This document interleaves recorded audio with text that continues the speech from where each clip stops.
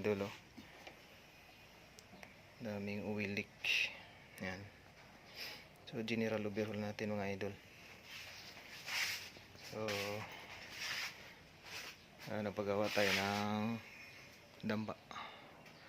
Yan, para mas madali natin ma-pull out tong engine. Throw your hands up if you with it, drop it.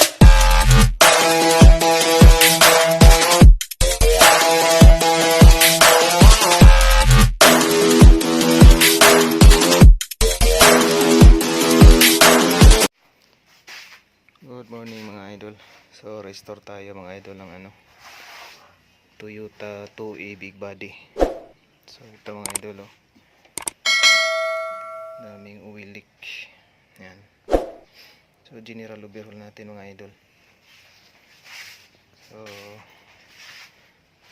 nagpagawa tayo ng damba.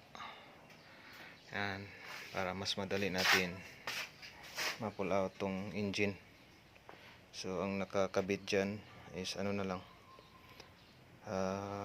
engine support at saka velocity. Yan, para ma-pull out natin sa natin ng chin block. So mausok na to mga idol, mausok na tong engine. Kaya yan, dami na ring mga oil leak.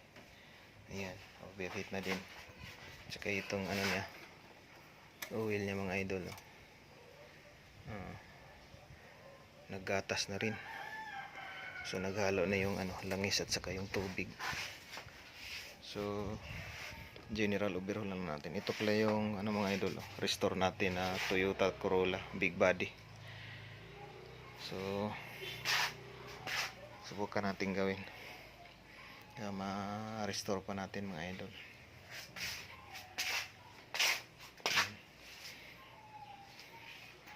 So update natin makatapos nito mga idol. Ma-restore natin, makita na natin kung anong problema ng engine, anong dapat palitan. So usok lang siguro, try natin i-machine shop yung cylinder head. At saka yung yung crankshaft, tingnan natin. Medyo may may konting tagaktak na mga idol.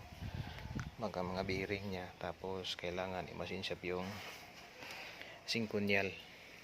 Dali natin sa singkunyal pag nakita natin medyo alanganin. So yan lang mga idol, update natin ngayong umaga. Salamat.